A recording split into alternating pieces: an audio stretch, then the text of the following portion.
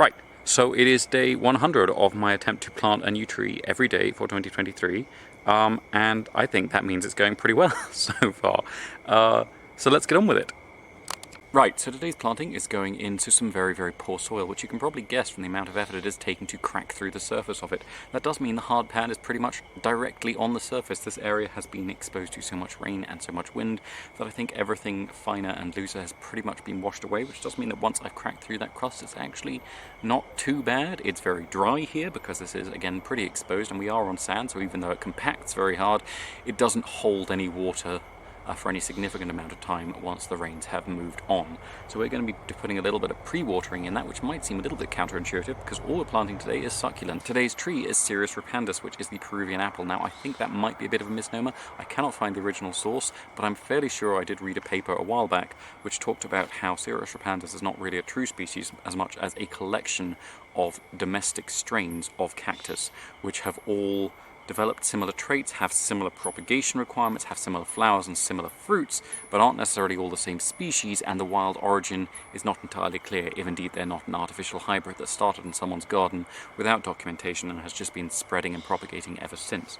But anyway, it produces an edible fruit. It's quite a nice cactus. One of the things with cactuses is they do tend to have quite short-lived flowers, which does mean that whereas most tropical trees, you can actually plant quite a distance apart because the insects pollinating them will have quite a nice window of opportunity to get from one to the other, and you'll get pretty good pollination on the same species of tree, even if there's quite a few different trees in between them. However, because most cactuses flowers are open for a day or a night, and not really much more than that, a lot of them can really struggle to get pollinated in that time, so you do usually need a little bit of proximity. So this is actually going in about 20 meters from another Cereus repandus I planted a little while ago, which is itself about 20 meters from one I planted earlier in this planting season. It's going in with two different succulents to keep it protected while it is maturing. So first up, we've got a couple of pieces of Cotyledon barbae, which is a southern and eastern African succulent plant related to the calincos. It's also going to be getting an East African aloe in the form of aloe, which I think is Aloe neriensis, but I haven't been able to confirm that because the flowers were kind of intermediate.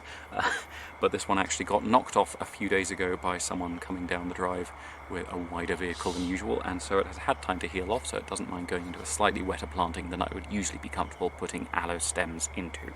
So you might question why exactly I'm putting 3 succulents in what looks to be one of the worst draining bits of soil on the entire property, and that is because it is still going to be pretty well draining. This might be on its way to being sandstone, but it is still sand. It's just very, very fine, very compacted sand. And cactuses, generally speaking, and a lot of other succulents have adapted to grow not only in very dry areas, but in very poor soils. And so one of the things is, as we want to rehabilitate the soil, to start with things that do that in the wild. So cactuses will often move into these soils that are incredibly depleted, incredibly tired, empty soils that have been swept clear of everything nutritious by the wind and burned to death by the sun. And then a cactus will find a little pocket where it can grow, and once it's big enough, it is going to be shading that soil, it is going to be reducing the movement of the wind, and slowly we'll get soil building up around it, and then you'll get other plants moving in. Now obviously I want to accelerate that process, but if I want to rehabilitate dead soil, succulents are very often a very good option for that. So that should be everything for today. Thank you very much for watching. I hope you enjoyed it, and if you didn't, thank you so much for watching to this point anyway. Please tune in again tomorrow. If you did enjoy it, I will be planting something else. It will not be a Peruvian apple. I haven't yet decided what it is going to be, so we will find out together.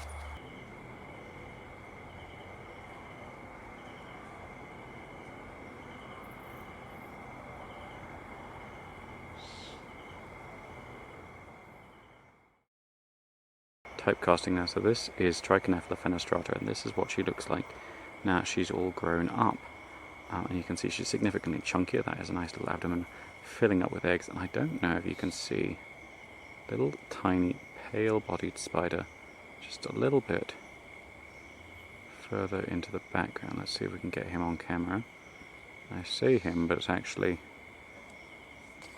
because when I first saw it, I thought, oh look, she's settling down and starting a family, and here he is. This little guy is not supposed to be here, so this, I think, is Argyrodes. It is one of the pirate spiders, and it is basically living rent-free in her web and snatching food from her when she's not looking. I'm not sure if they're one of the ones that will actually eat the host. I'd be a little surprised if this could take on an adult Nephila or Trichonephila.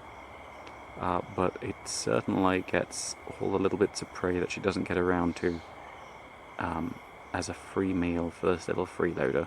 And I wouldn't be surprised if Argyrodes was more than capable of eating the male of Trichonephila, because she does seem to be alone here, which is quite an unusual state of affairs for this species. Usually, by the time you have a mature female, you have quite a few males in the web. But behind her, moving there, you can see another little Argyrodes with that very conical abdomen, whereas the male Trichonephila looks very similar to the female, just with a rather smaller size and generally redder legs.